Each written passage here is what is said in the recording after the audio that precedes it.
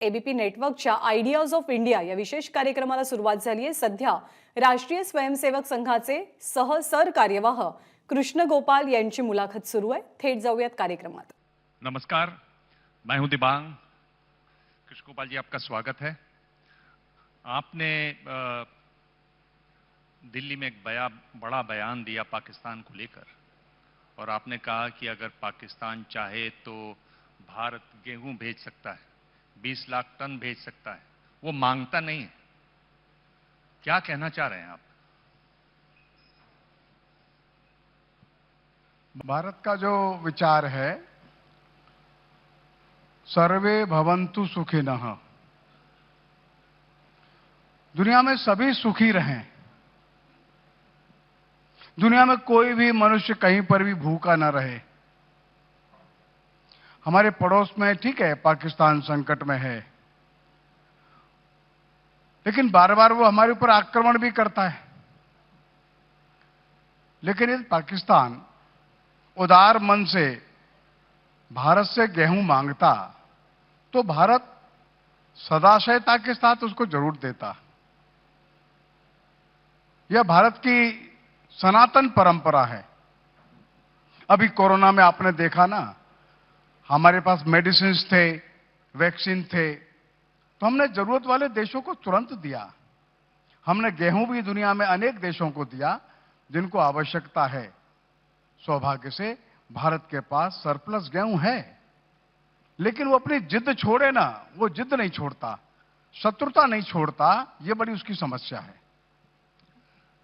आप कहते हैं सर्वे भवन्तु सुखिना, आप कहते हैं हमने सबको वैक्सीन दी, आप कहते हैं हमने गेहूं भी दिया, लेकिन जब पाकिस्तान की बात आती है वहां हालत खराब है। आपने कहा कि 250 रुपए किलो गेहूं बिक रहा है, आप क्यों नहीं भेजते हैं? उसमें आप क्यों चाहते हैं कि वो आपसे मांगे, हाथ जोड़े, तभी आप करेंगे? जब आप सबको देते हैं खुले मन से दीजिए। आप तो कह चुके हैं कि ये अपना ही देश है। आपने कहा पाकिस्तान के लिए कल कि अपना देश है। ये तो भारत सरकार से मांगेगा ना, तो भारत सरकार से मांगेगा तो भारत सरकार विचार करेगी इसके ऊपर। मेरा मानना है जरूर भारत सरकार उदारता पूर्वक विचार करेगी, लेकिन वो मांगने का मन तो बनाए। उसकी जिद तो ये है ना। कृष्ण गोपाल जी, मैं यही समझना चाह रहा था कि इसमें मांगना क्यों जरूरी है। अगर हम देख रहे हैं कि लोग वहां भूखे हैं, और आपने कहा कि आपके शब्दों का चयन आप पता नहीं कैसे इसको समझाना चाहेंगे। आपने कहा कि पाकिस्तान में तो कुत्ता भी नहीं भूखा सोना चाहिए। तो मांगना क्यों जरूरी है? हम लोग उदार नहीं है, हमें दिखाई नहीं दे रहा है क्या?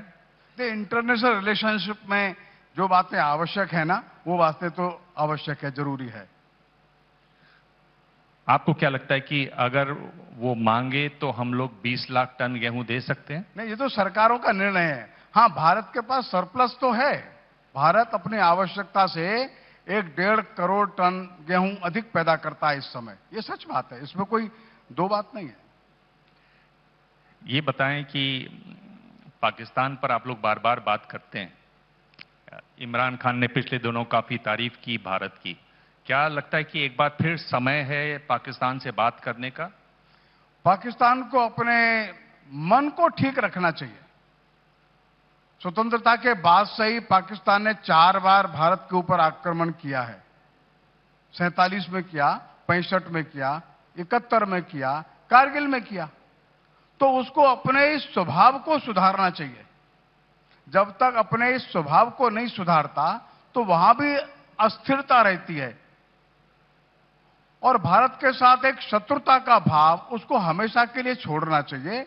और आतंकवादियों को जो प्रशिक्षित करके भारत भेजता है, तो ऐसी परिस्थिति में संबंध सामान्य बनना थोड़ा सा कठिन होता है, और इसलिए अपने स्वभाव को सुधार करके वो चलेगा। इसी में पाकिस्तान का भी भला है। आपकी राय में, आरएसएस की राय में क्या वजह है कि पाकिस्तान जो जैसा आप कह रहे हैं स्वभाव को सुधारता नहीं है? और पाकिस्तान का निर्माण ही देखिए एक शत्रुता के आधार पर हुआ है। हम भारत के साथ नहीं रह सकते। ये जो बात थी जिन्ना साहिब की या इकबाल साहिब की, उसके कारण से पाकिस्तान बना। क्योंकि उनको ऐसा लगा कि यहां वे हिंदुओं के साथ नहीं रह सकेंगे।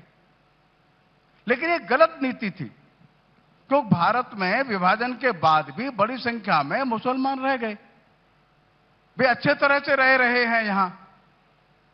तो भारत में जो मुस्लिम जनसंख्या यहां रह गई थी वो अच्छे से बढ़ रही है। वो 3 या 3.5 करोड़ मुसलमान आजादी के समय भारत में थे, आज उनकी जनसंख्या 14 करोड़ है, 14.5 करोड़ है।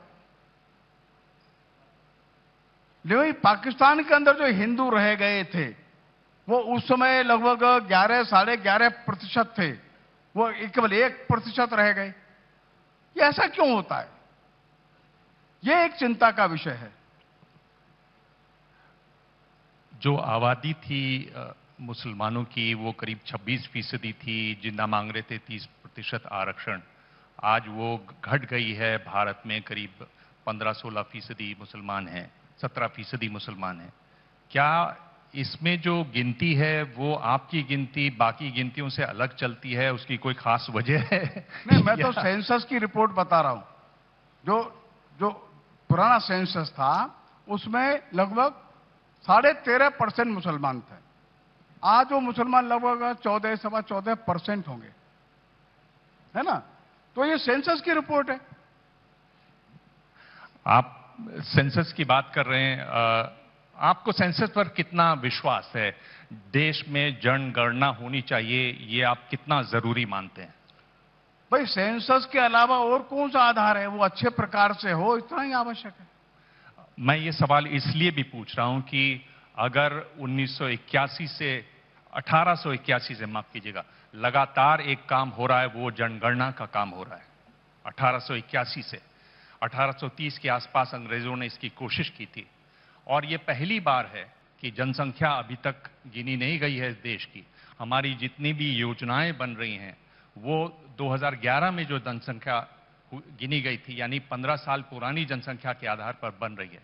और कहा यह जा रहा है कि 2024 का जो चुनाव होगा उसके बाद ही लोगों को गिना जाएगा, जनसंख्या जनगणना की जाएगी। आपको इस पर, आरएसएस को इस पर चिंता नहीं है? आरएसएस सरकार के पता नहीं लगाम खींचता है, कान खींचता है, या कान में बोलता है, वो करता नहीं है, क्या है? तो जनगणना 1881 से प्रारंभ हुई और हर 10 वर्ष के बाद भारत में सेंसस होता है। हाँ, उसके अंदर एक्यूरेसी और अधिक अच्छी हो, ये तो आवश्यक है। लेकिन जनगणना के अलावा और कोई ऐसा साधन तो दिखाई देता नहीं जिससे कि देश में कितने मनुष्य हैं, बच्चे कितने हैं, पढ़े लिखे कितने हैं, रोजगार में कितने हैं, इकोनॉमिक कंडीशंस कैसी है, लिटरेसी का रेट कैसा है। तो ये सब बातों को जानने के लिए देश में जनसंख्या की और हर 10 साल बाद ये प्रोसेस होती है। लेकिन जनसंख्या ये गिनी जाती है, जो सेंसस होता है, इसमें बहुत सारे जो पैरामीटर्स है उसके आधार पर आगे के प्लानिंग होता है, आगे की योजनाएं बनती है, शिक्षा के बारे में, रोजगार के बारे में, डेवलपमेंट के बारे में। तो सेंसस तो आवश्यक है, लेकिन ये सेंसस बहुत सारी बातों को डिक्लेयर भी करता है, बताता भी है क्या स्थिति है। और कभी कभी थोड़ा चिंताजनक स्थिति जो ध्यान में आती है वो ये आती है कि एक और तो लिटरेसी का रेट बढ़ रहा है, अच्छी बात है। जो पॉपुलेशन का ग्रोथ रेट था, जो एकदम अलार्मिंग था, वो कम हो रहा है, ये अच्छी बात है। देश भर में जो इंजीनियर्स है, डॉक्टर्स है, ग्रेजुएट्स है, उनकी संख्या बढ़ रही है, ये तो अच्छा है। लेकिन जो डेमोग्राफिक चेंज हो जाता है वो तो चिंताजनक दिखाई देता है। सर, आसाम का मूवमेंट क्यों हुआ? जब 1941 के सेंसस के आधार पर मुस्लिम मेजॉरिटी वाले डिस्ट्रिक्ट्स जो है वो पाकिस्तान को चले गए, लेकिन पिछले 60-70 वर्षों के अंदर वहां 9-10 डिस्ट्रिक्ट फिर मुस्लिम मेजॉरिटी के हो गए। तो एक जनगणना यह भी बताता है कि खतरा कहां पैदा हो रहा है, यह अच्छा नहीं है।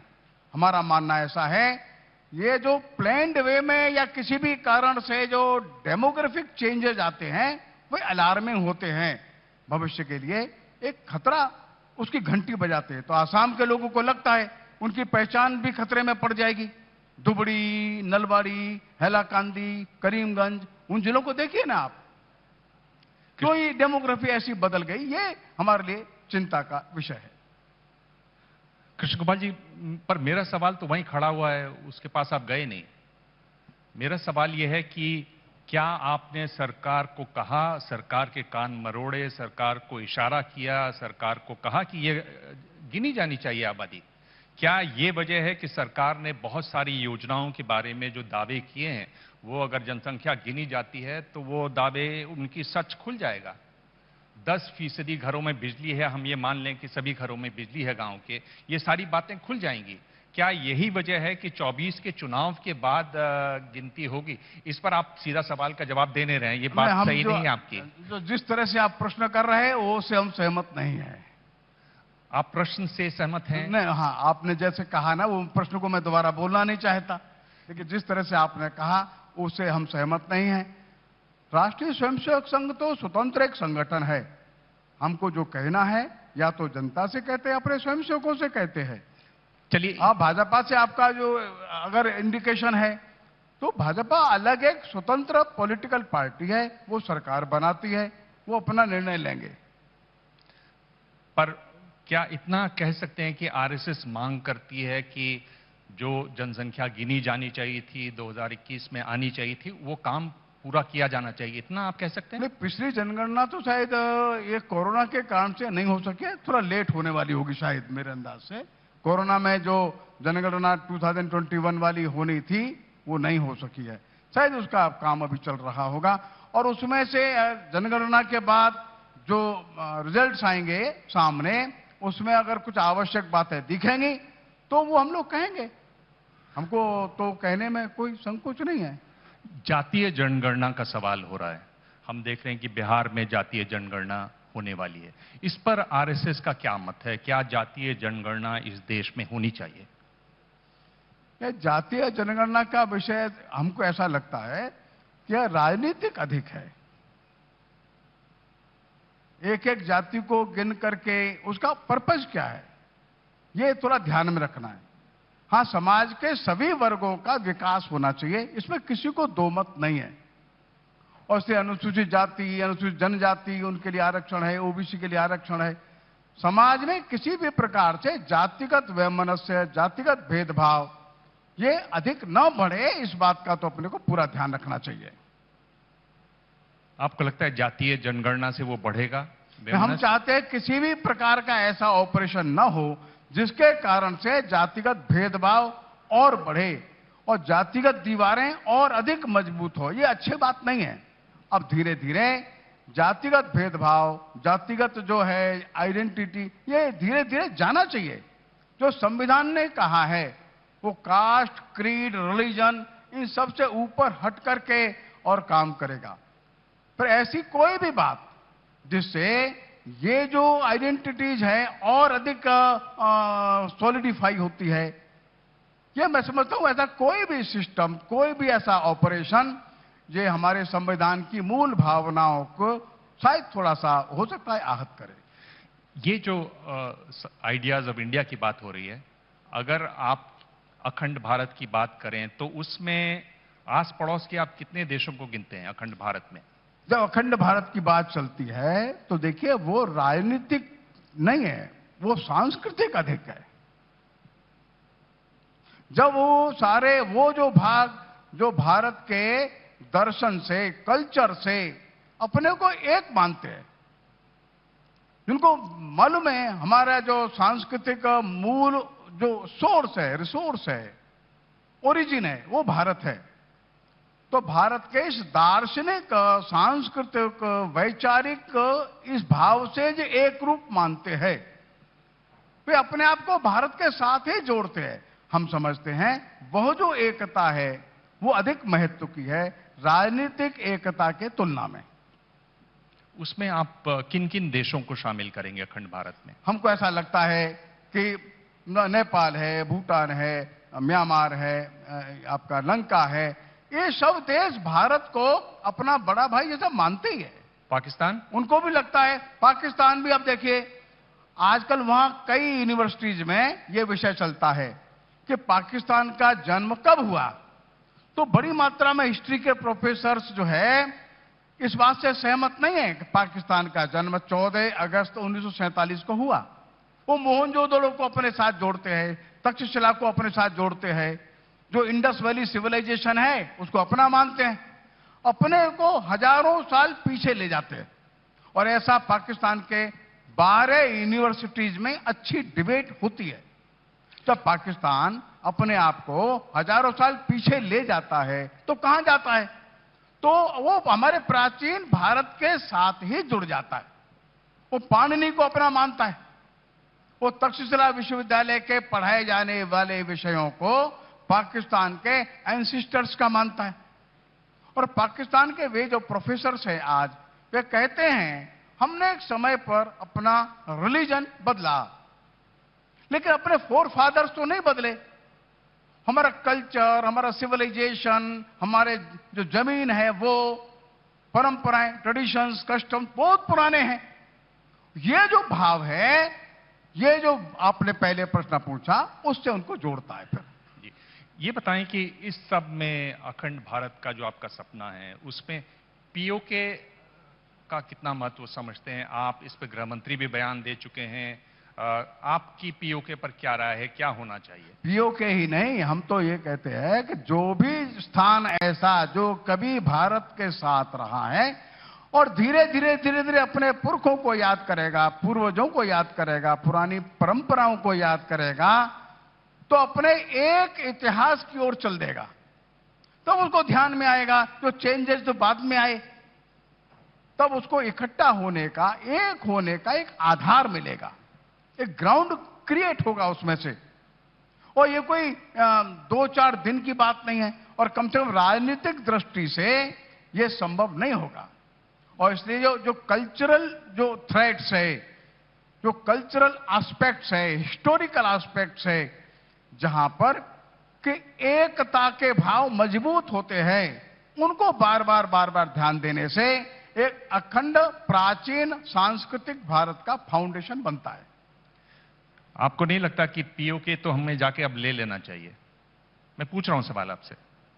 नहीं, मैं इस पर कोई उत्तर नहीं दे सकता ऐसे। एक नई तरह की कोशिश की मोहन भागवत जी ने। वो मस्जिद में गए और वहाँ जो मुस्लिम धर्म गुरु हैं उनसे बात की, उसमें बातचीत हुई और जो तरह तरह की बातें आई, और उसमें एसवाई कुरैशी साहब थे जो पूर्व मुख्य चुनाव आयुक्त थे। उन्होंने कहा कि भागवत जी ने कहा कि हिंदुओं को काफिर कहा जाता है, वो उनको सही नहीं लगता। मुसलमान पक्ष था, उन्होंने कहा कि हमें आतंकी कहा जाता है, पाकिस्तानी कहा जाता है, ये बात जिहादी कहा जाता है, ये बात सही नहीं है। आप थे उसमें शामिल उस मुलाकात में। किस तरह की बातें हुई? क्या इसका मकसद है? क्या करना चाह रहा है आरएसएस? वो इलियासी साहब बहुत दिनों से निमंत्रण दे रहे थे, एक 10-12 साल से उनका एक निमंत्रण था, आप कभी हमारे घर आइए। और पुराने हमारे सरसंघ चालक सुदर्शन जी कई बार गए भी थे उनके यहाँ।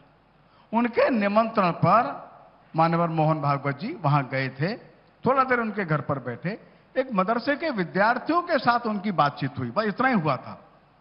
और विद्यार्थियों से उन्होंने वार्तालाप में पूछा था, पर इस देश के बारे में आप क्या जानते हैं, हमारे देश के उत्तर में क्या है, दक्षिण में क्या है, पूर्व में क्या है, पश्चिम में क्या है, अपने को कैसे जीवन जीना चाहिए, अपने को सत्य निष्ठा के साथ चलना चाहिए, महिलाओं का सम्मान करना चाहिए। ऐसे कुछ मुद्दों पर बातचीत मोहन जी ने अपने इन विद्यार्थियों के साथ की थी।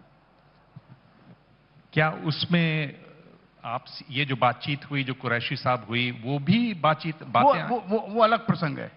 वो क्या है, उस पर बताएं। और उसमें कोशिश क्या है आरएसएस की तरफ से? वो उसमें इतना ही था, कुछ मुस्लिम विद्वानों ने मिलने के लिए थोड़ा समय मांगा था, तो उनका पत्र आया था, तो मिलने के लिए आए थे। एक आधा घंटे के लिए, बड़ी इनफॉर्मल सी बात है, किसी मुद्दे पर बातचीत उस दिन नहीं हुई थी, किसी विशेष इशू को लेकर के कोई चर्चा नहीं हुई। इतनी चर्चा हुई कि मिल करके बैठना चाहिए, आपस में कुछ ऐसे हैं मुद्दे जिनको मिलकर बैठकर हल किया जा सकता है, अच्छी बात है। एक और मुद्दा है वो यूनिफॉर्म सिविल कोड का है।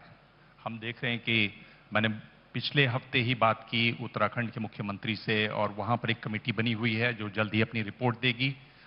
योगी जी से भी मैंने इसी पर सवाल किया तो वो उतने सीधा जवाब नहीं दे रहे थे जितना उत्तराखंड के मुख्यमंत्री ने दिया।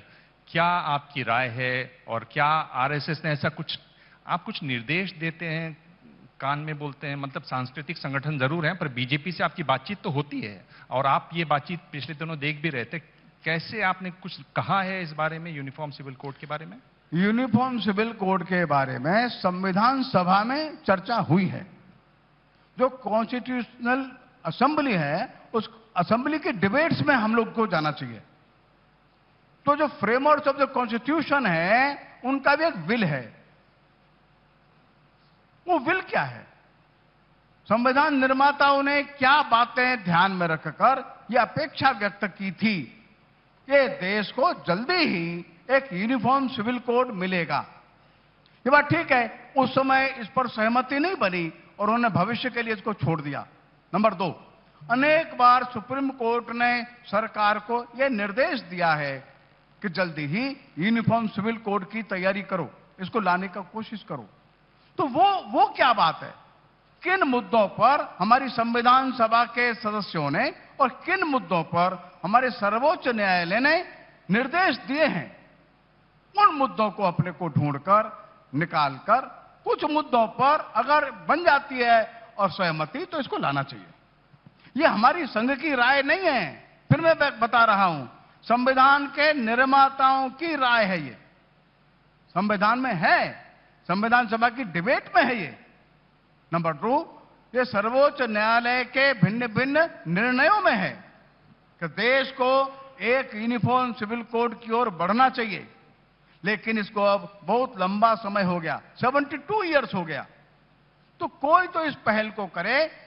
अगर सब बातों पर सहमति नहीं बनती है तो जिन बातों पर सहमति बनती है उस एक देश में उन मुद्दों पर एक कानून आ जाए तो शायद अच्छा रहेगा।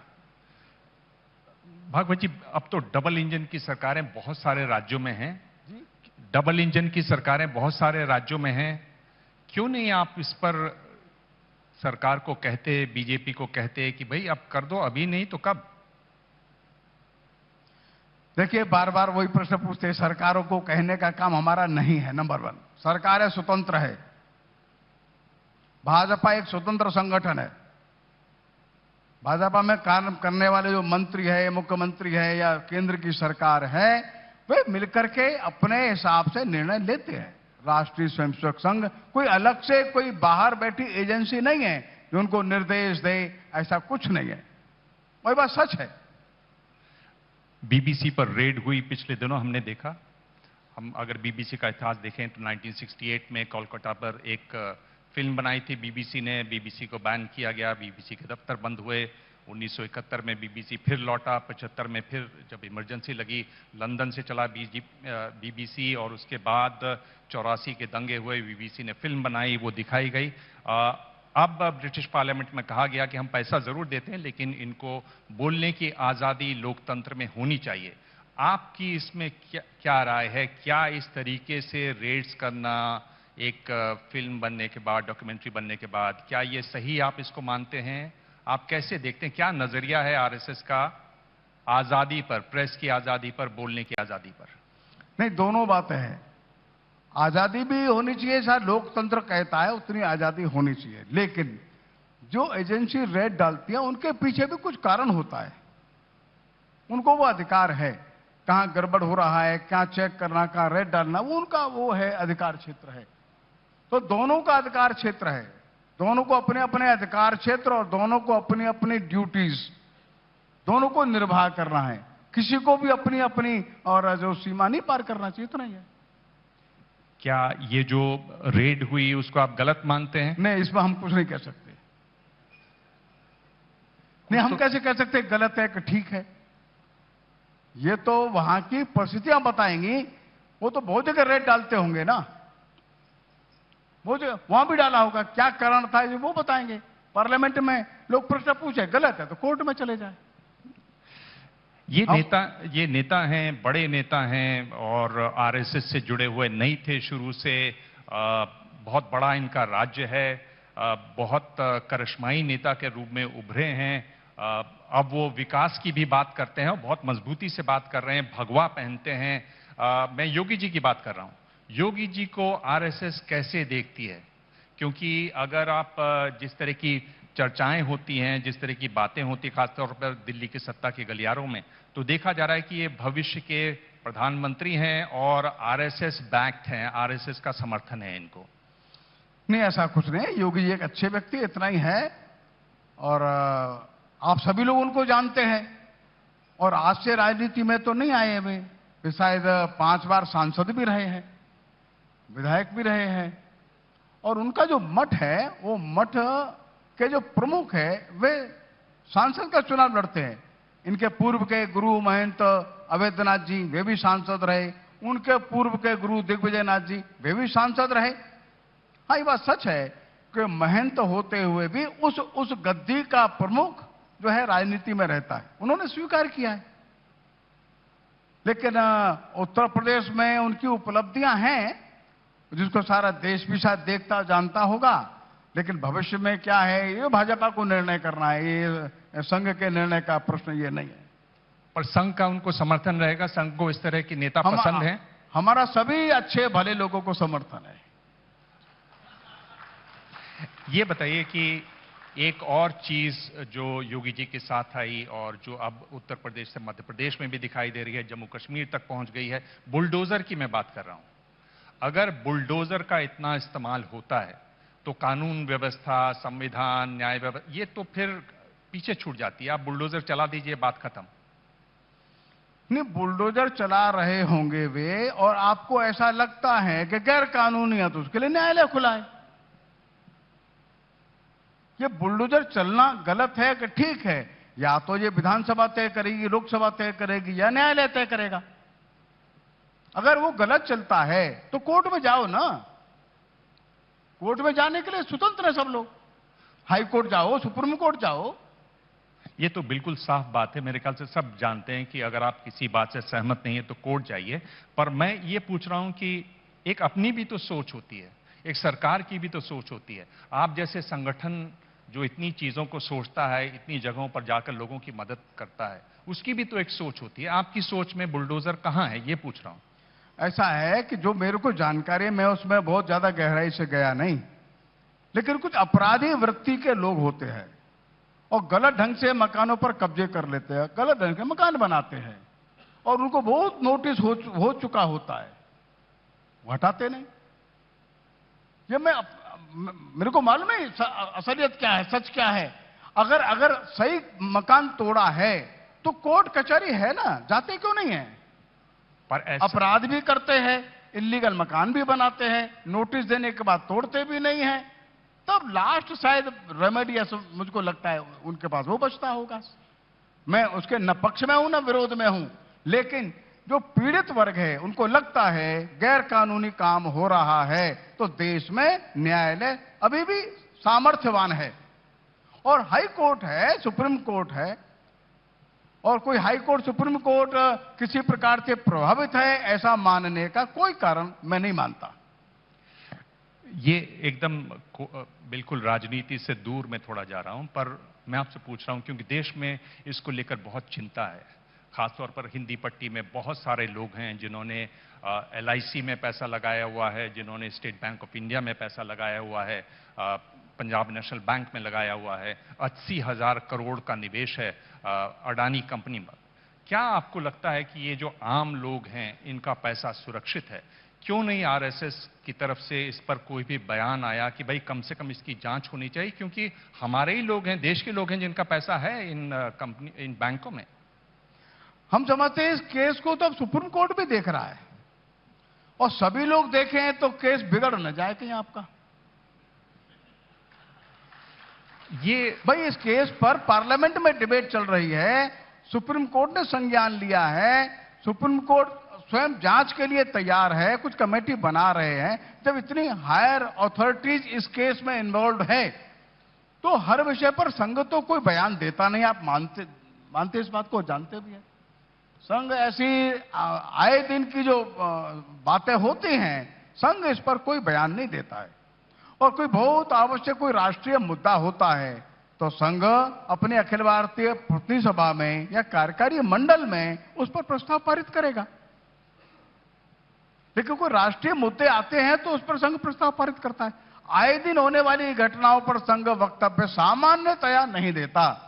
और लेकिन जब ऐसा कोई मुद्दा पार्लियामेंट में भी डिबेट अच्छा चल रहा है, इधर सुप्रीम कोर्ट भी संज्ञान ले रहा है, इस पर हम कुछ और बोलें ऐसा लगता नहीं। और जो आप कह रहे हैं ये तो सुप्रीम कोर्ट बोल ही रहा है। हम समझते हैं इस देश में न्याय सर्वोच्च रहना चाहिए। कहीं पर भी किसी के को अन्याय हुआ है तो उसके लिए दरवाजे खुले होने चाहिए। आपका न्यूज चैनल्स भी है, आपके समाचार पत्र भी है, पार्लियामेंट भी है, विधानसभा है और न्यायालय भी है। इतनी एजेंसीज हैं जो सफरर्स के लिए, पीड़ित लोगों के लिए खुला हुआ है। इसके लिए हम भी यही कहेंगे, ये सभी संस्थाएं हिम्मत से अपना अपना कर्तव्य का निर्वाह करें। असम में आखिरी सवाल है कि असम में ये जो बाल विवाह वाला नया कानून है और उसमें बहुत सारे मुस्लिम संगठनों का कहना है कि हमें टारगेट किया जा रहा है। लोग ये बता रहे हैं कि एक तरीके से जो बड़े चुनाव आने वाले हैं 24 के, उसकी तैयारी शुरू हो गई है। इसको आप कैसे देखते हैं? देखो, जब कभी भी कानून का पालन कराने की कोशिश की जाती है तो कुछ लोग यही कहते हैं हमको टारगेट किया जा रहा है। भाई अवैध निर्माण हटाया जा रहा है, नहीं हमको टारगेट किया जा रहा है। अवैध कॉलोनी हटती है, हमको टारगेट किया जा रहा है। अरे बाल विवाह किसी एक कम्युनिटी के लिए नहीं है। बाल विवाह जो है ये क्राइम है, सबको मालूम है। और जब उसको एग्जीक्यूट कराते हैं तो कहते हैं हमारे खिलाफ कॉन्स्पिरेसी हो रही है, हमको टारगेट किया। ये गलत बात है। मेरा भी सभी एजेंसीज को कहना है, देश में जो कानून है, नियम है, वो सबके लिए होना चाहिए और बाई फोर्स ये धीरे धीरे लागू हो, ये मानसिकता सारे देश की बने। कोई टारगेट इसमें नहीं होना चाहिए। अपराधियों को पकड़ा जाता है, अरे वो एक विशेष कम्युनिटी को टारगेट किया जा रहा है। अरे अपराधी है, अपराधी ज्यादा होगा वही पकड़ा जाएगा ना, क्यों बैलेंस किया जाएगा। तो हम समझते हैं कि बाल विवाह कहीं भी अगर आसाम में नहीं सारे देश भर में होता है, ये रुकना चाहिए। और कैसे रुकेगा ये अलग बात है। कृष्ण गोपाल जी, मेरे पास समय इतना ही। बहुत बहुत धन्यवाद। मैं देख रहा हूं कि आपने करीब करीब सभी सवालों के जवाब दिए और आपने बड़े तरीके ढूंढ लिए हैं सवालों के जवाब कैसे नहीं देने हैं। बहुत बहुत धन्यवाद। नमस्कार नमस्कार। एबीपी माझा, उघडा डोळे बघा नीट।